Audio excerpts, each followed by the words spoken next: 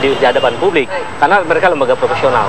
Yang penting tidak ditutupi, dirilis dan dilihat bagaimana hasilnya. Akuntabilitasnya juga publik berhak mengetahui. Pasti penasaran ya, Penny sudah besok bermilih, bagaimana survei? Kita sudah mulai terlihat ini ya di layar kita. Betul. Beberapa survei yang sudah keluar dari Polkom ya. 46,8%. Itu pada tanggal berapa itu? Prabowo. 23 hingga 27 Juni ya. Sementara Jokowi JK 45,3%. Iya. Selisihnya ada sekitar 1, sekian persen lah ya. Berikutnya ada dari selain Polkom, kita akan lihat surveinya banyak sekali. Kita bisa berikan beberapa diantaranya untuk menjadi panduan. Ini dari Institut Survei Indonesia, Penny. Iya. Kita lihat ini dia hingga tanggal survei yang dilakukan pada 15 hingga 21 Juni ya. Untuk Prabowo Hatta 37,48%, kemudian Jokowi JK 35,13%. Ya, itu selisihnya 2%. Ya. Nah, itu yang terakhir ya, 21 Juni ya.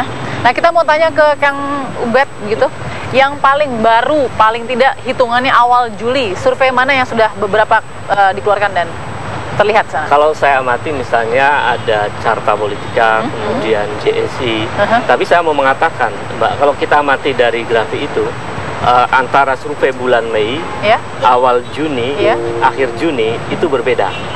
Jadi mengapa berbeda? Mereka elektabilitasnya makin naik, ada yang makin turun. Itu karena ada intervensi politik. Jadi kampanye politik, debat, kemudian interaksi langsung antara tim sukses dengan para pemilih itu menentukan meningkatnya elektabilitas sang calon. Sangat berpengaruh. Jadi, ya. Ketika tim suksesnya tidak bekerja, maka otomatis elektabilitasnya menurun. Nah, saya melihat naiknya Prabowo Hatta itu indikator bahwa tim dan mesin politiknya Prabowo Hatta bekerja. Nah, sementara mereka yang posisinya menurun, berarti mesin politiknya kalah bekerja dibanding tim Prabowo Hatta. Tapi bagaimana dengan kondisi juga banyaknya kampanye hitam begitu yang bermunculan, apakah itu juga cukup mempengaruhi? Iya, Black Campaign itu mempengaruhi. Saya mengamati kepada mereka yang kelas menengah ke bawah, karena kelas menengah ke atas mereka lebih rasional ya, merespon informasi banyak, bahkan mereka ketika menerima broadcast cuma senyum saja. Tapi untuk yang tingkat masyarakat menengah ke bawah itu sangat berpengaruh. Sangat berpengaruh. Wow, berarti ini sangat luar biasa karena kan kita tahu pemilih kita berbentuknya segitiga begitu, gendut di bawah ya. Betul. Jadi justru menengah ke bawah yang akan menentukan. Oleh karena itu mereka dengan berbagai cara melakukan masing-masing kubu ya, melakukan trik-trik dan Black Campaign semacam itu. Tetapi ini juga agenda penting, bagaimana masyarakat menengah ke bawah diberikan pendidikan politik sehingga mereka menjadi pemilih yang rasional.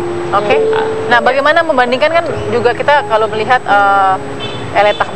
capres itu lahir dari survei. Kenapa jadi capres juga kan ada beberapa dilihat dulu nih kan bagaimana kita di mata masyarakat. Nah, itu bagaimana? Tapi nanti mungkin ya Kang Ubed ya, Penny kita akan sambung lagi nanti ya. Tetap bersama kami akan kembali sesaat lagi di Presiden Pilihan Rakyat.